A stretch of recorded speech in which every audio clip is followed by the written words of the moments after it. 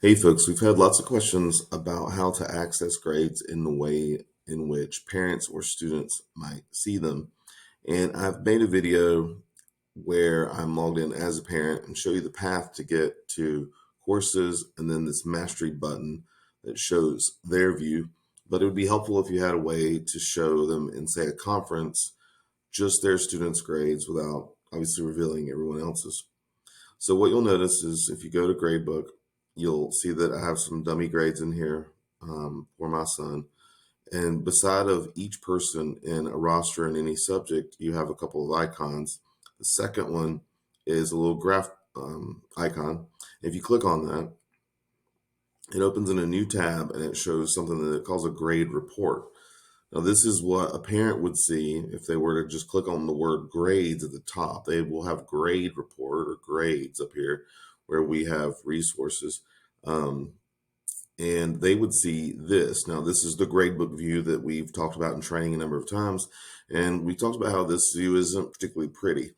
It's not easy to understand. And in your case, in a real course, you'll see W1, W2, W3, W4, no matter what point of the year you're in. And you'll see that all the grades are kind of matched together. They're not divided by standard, even though I have titled them as we've discussed with my standard in front of each one. So the view parents will see when they click the mastery button, as we've explained to them, is the same as the one you'll click here. Again, parents won't see it this way with these little tabs. They'll click the target over here. But if you're sitting with one in a conference, you can click the second mastery button. It's weird that we have two.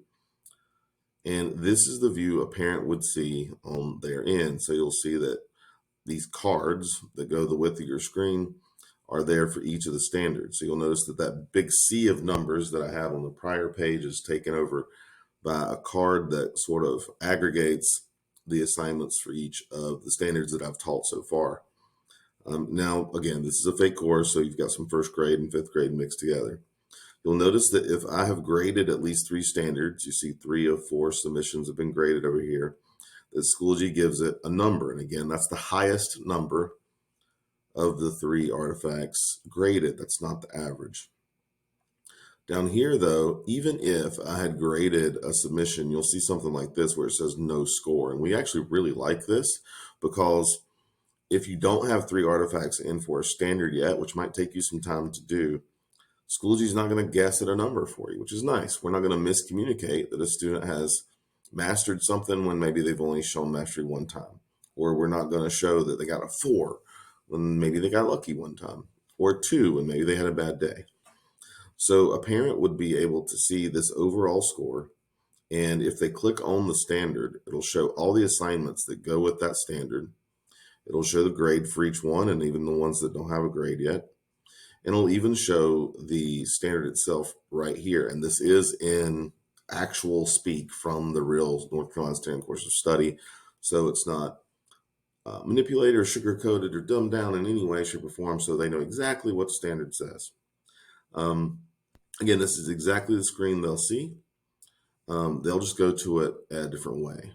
So remember, the way we can access this in front of parents as a teacher is to go to our course. We would have to go to each course, each different subject, right?